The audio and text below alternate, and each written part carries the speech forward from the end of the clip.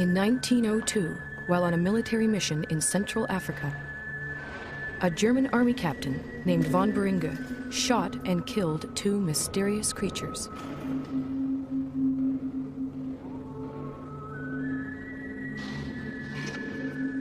He then sent the skull and bones of one of them back home to Germany.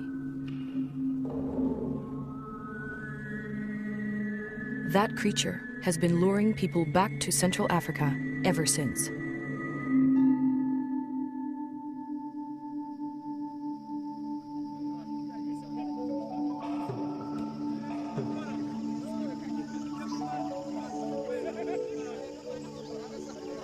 In 1921, American naturalist Carl Akeley made his way to the gorilla's ancestral home, the Virunga volcanoes, in what was then the Belgian Congo. Akeley brought a movie camera to document his visit, and a little girl to help prove Africa wasn't such a dark continent.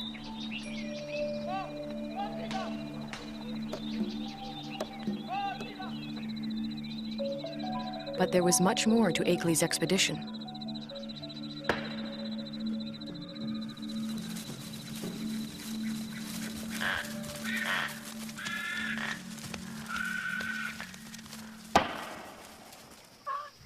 Akeley had come to collect mountain gorilla specimens for exhibit in New York.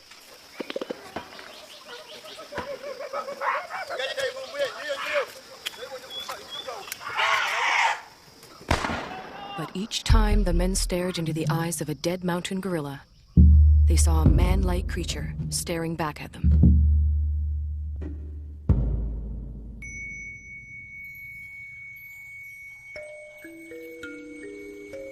Akeley decided the killing must end.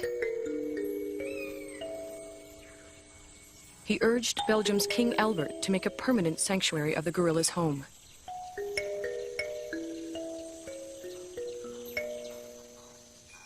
Today, in the cold, rainy high ground of Rwanda, Uganda, and Zaire, the gorillas live on much as they have for thousands of years.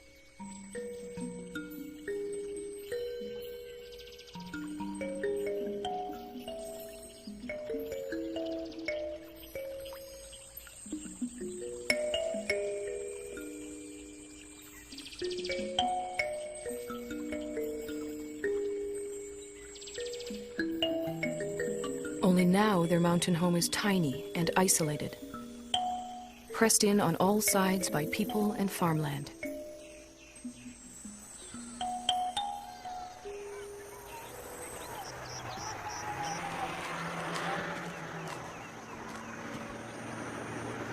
More and more, the mountain gorilla's future lies in human hands.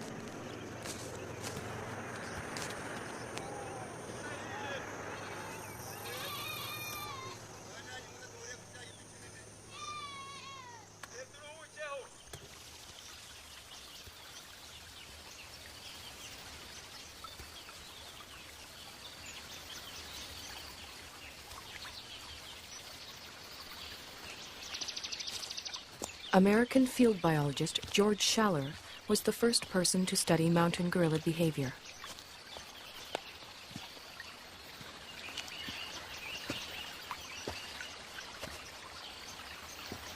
He and his wife Kay spent a year in the forest in 1959.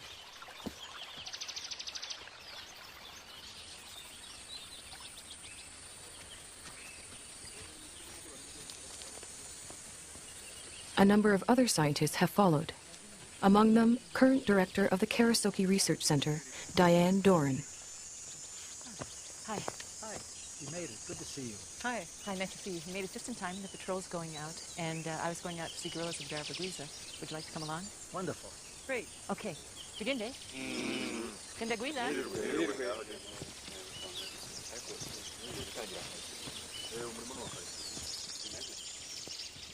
Gorilla researcher Diane Fossey established Karasoke in 1967 in the forest she grew to love.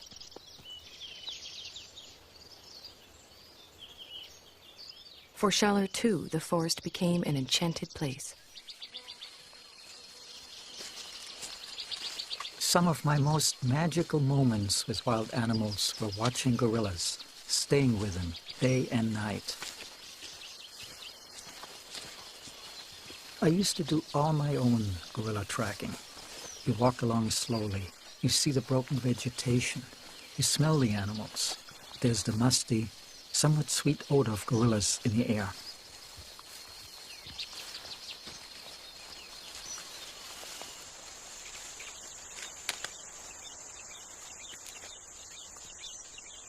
When you follow them hour after hour, you adapt to their rhythm of doing things. You move at their speed. You start thinking at their speed, almost. And that is a lovely feeling for a biologist, to seemingly enter into the lives of the animals without disturbing them.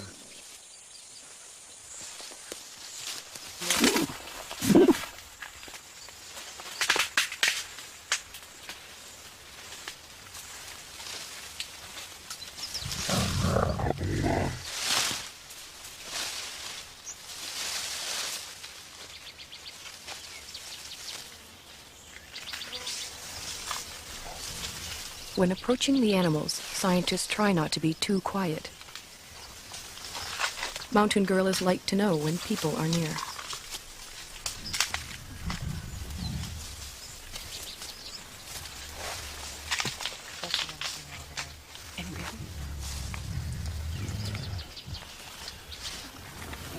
The mountain gorilla's day is spent feeding and resting. Feeding and resting, and feeding some more.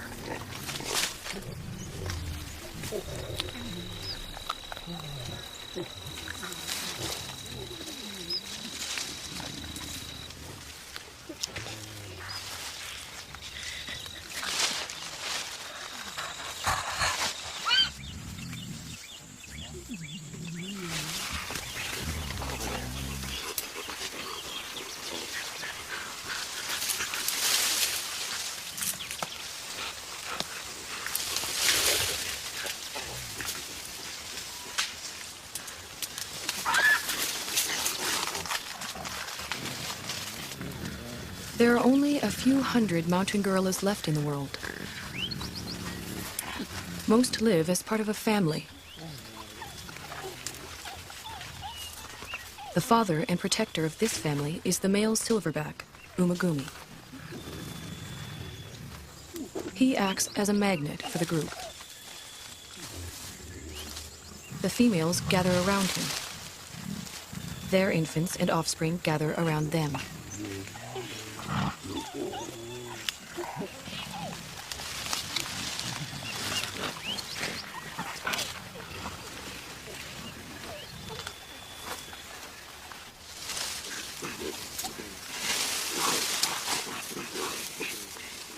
Mountain gorillas are social animals. The closeness begins in infancy. Rarely, if ever, does a mountain gorilla mother let her baby out of her sight.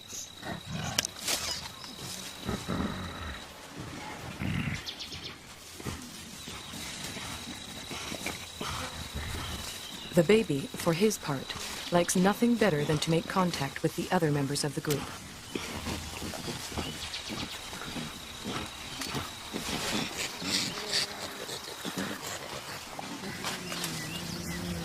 Even when they spread out to begin their daily search for food, the gorillas continue to communicate with one another.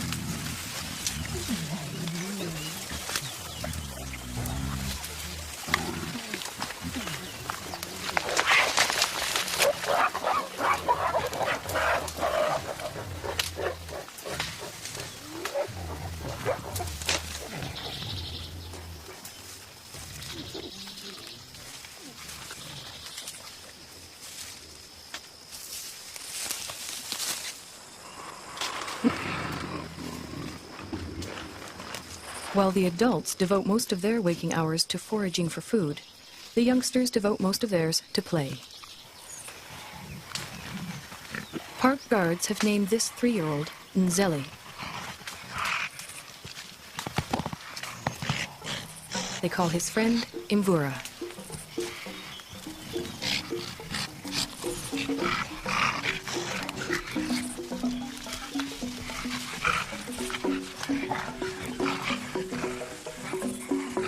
At 8 years, Karira is a bit of a bully. Moshoeshoe is only 4.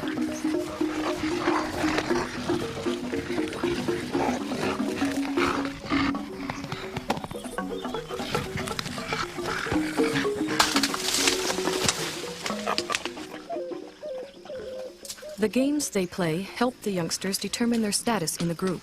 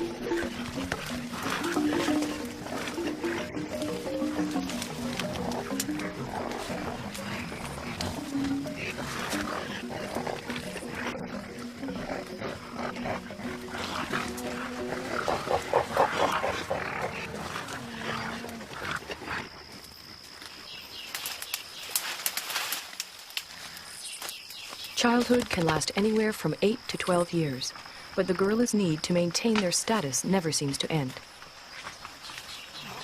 Any opportunity to reinforce the hierarchy is seized upon.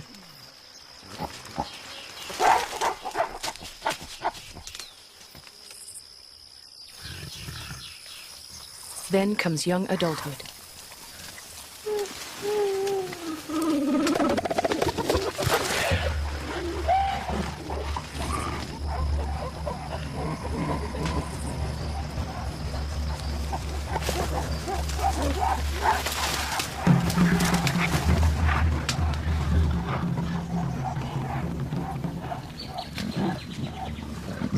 At 13, Intwari has the beginnings of a silverback, and his first real sense of the power that comes along with it. He also has a dedicated young male follower. But what Intwari really wants is the attention and allegiance of the females in the group.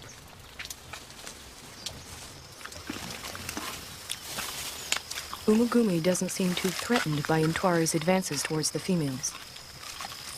Well over 400 pounds, the dominant male silverback could easily discipline the younger one, or throw him out of the group altogether.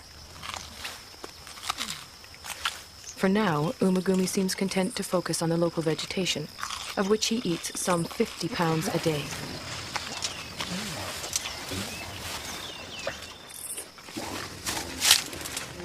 Mountain gorillas are mainly vegetarian, with a few ants and grubs thrown in for good measure.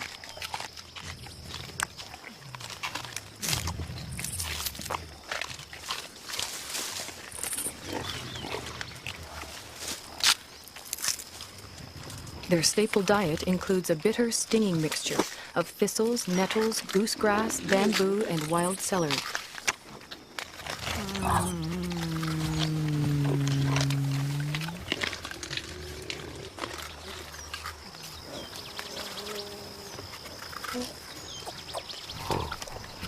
Although he has already begun to experiment with the food his mother likes to eat, Abumwe will continue to rely on her milk until he's 3 years old.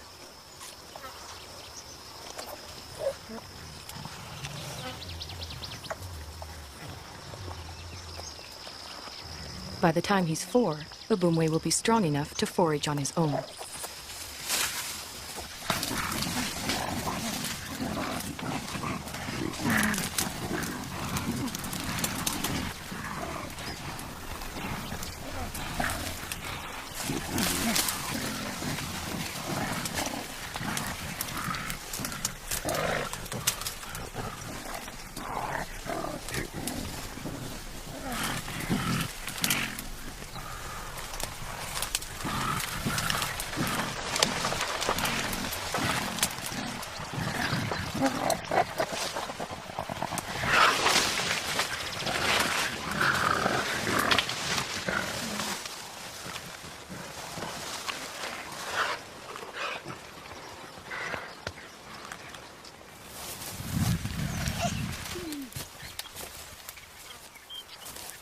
Mountain gorillas are generally well adapted to the world in which they live. But however idyllic their home may appear, for the youngsters in the group, the mountains hold many perils. Many newborns simply don't survive. Mbele gave birth 2 days ago. It will be several months before she can even let go of her baby, much less let him out of her sight.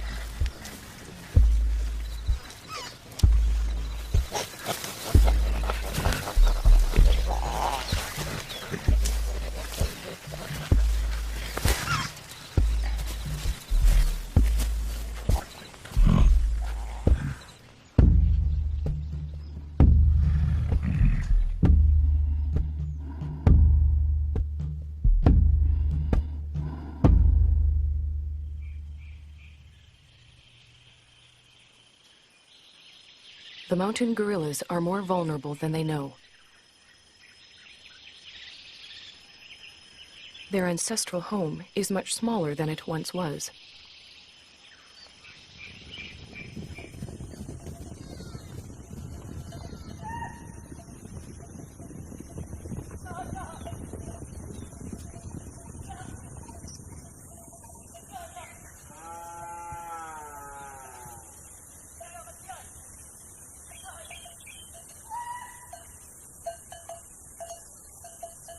All around them, human activity is increasing.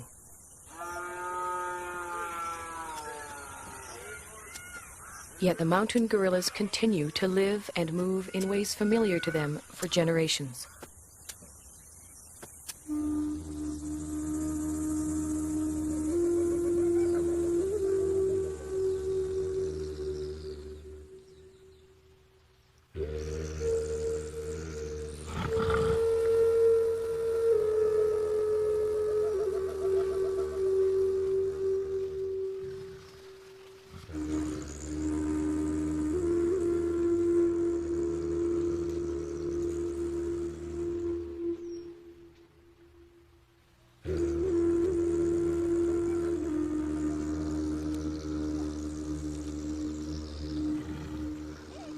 They do not distinguish between thistles and meadows that are inside the park and thistles and meadows that are outside it.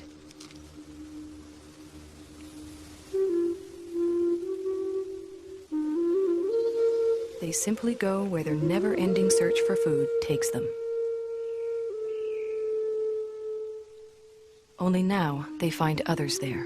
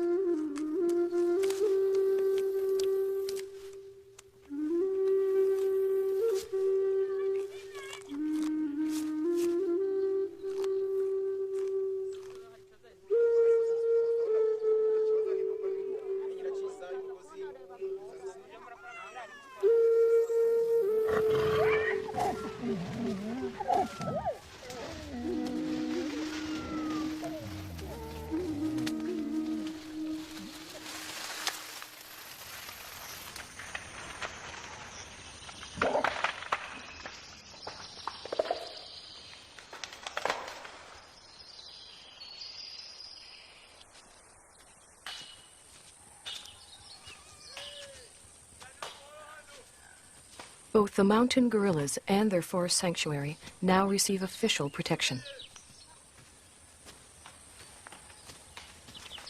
Park guards and anti-poaching patrols go to the forest every day.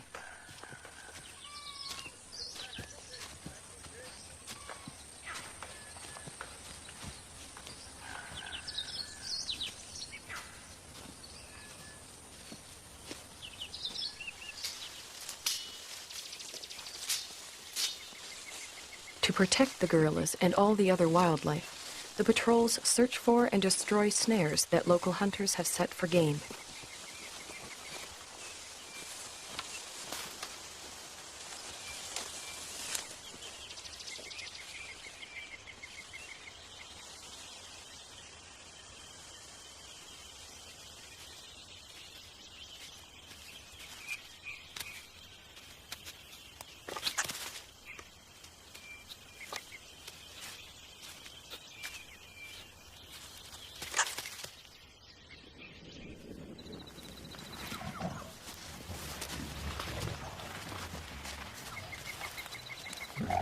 The guards search the forest, checking on the gorillas' whereabouts and welfare.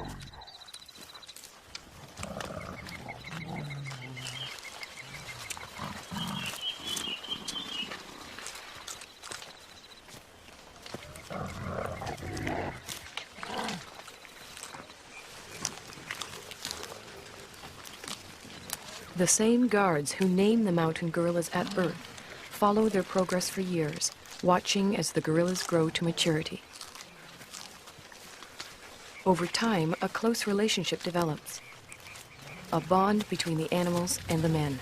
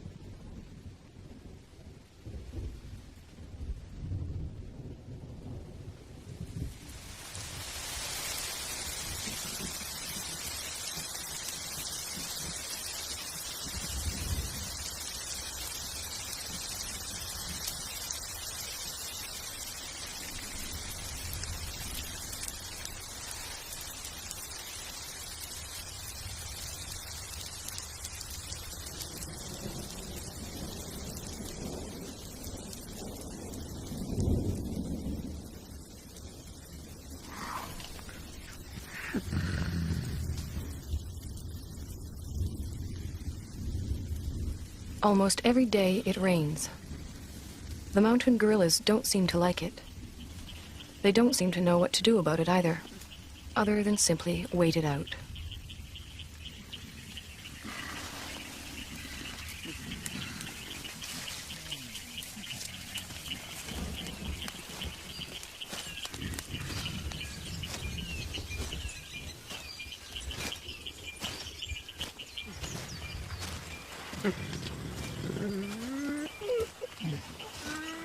At least the rain provides them with a rich supply of food.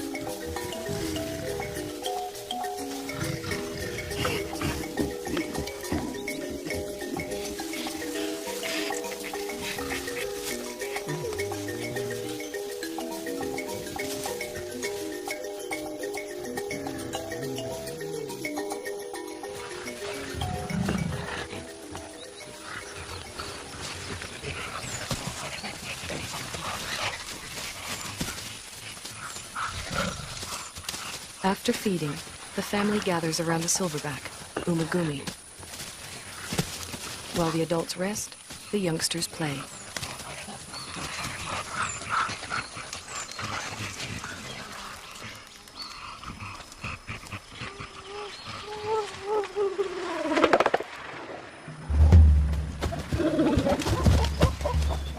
For the group's leading young adult male, it's become much more than play. Left unchecked, Intwari's newfound strength could eventually tear the group apart.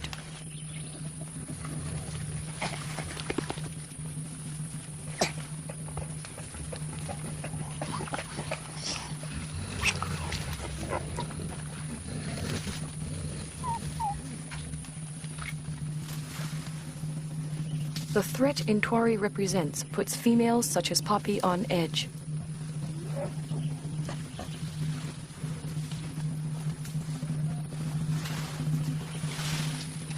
Determined to get some kind of reaction from the others, Intwari bites into an inedible plant and contemplates his next move.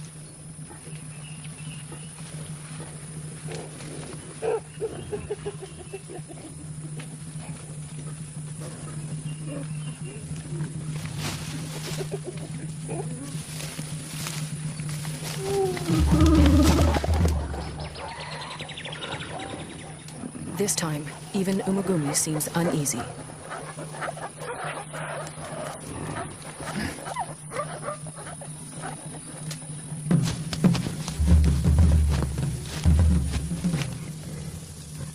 Intwari is presenting himself as their new leader, but the females don't see it that way.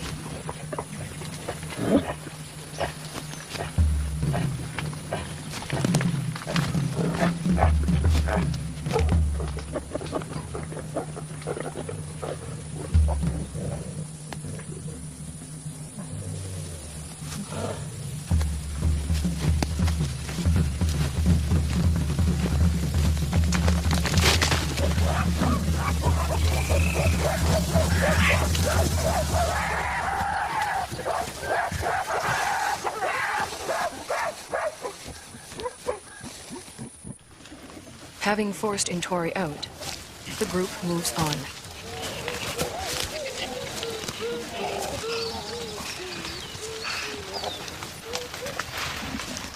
Before she joins them, Poppy, still vibrating with excess energy, vents it on the first young male she can find.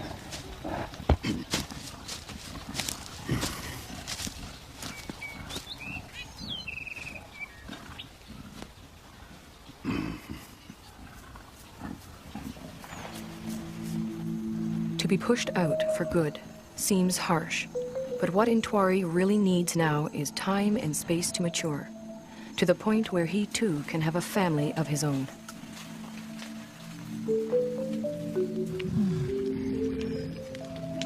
The next few years are critical for Intwari. They are also critical for all the other mountain gorillas.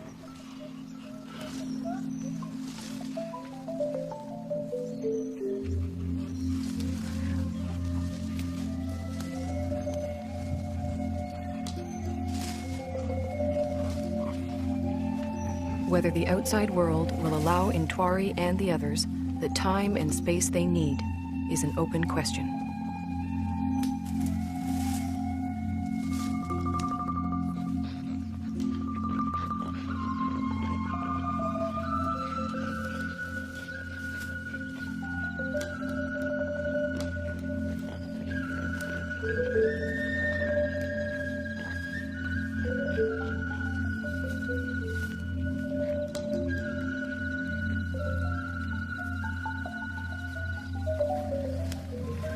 One thing is certain.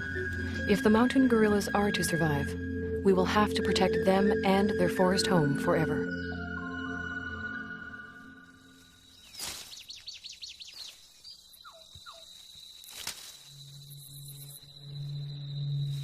If we ever turn our backs, they'll be gone.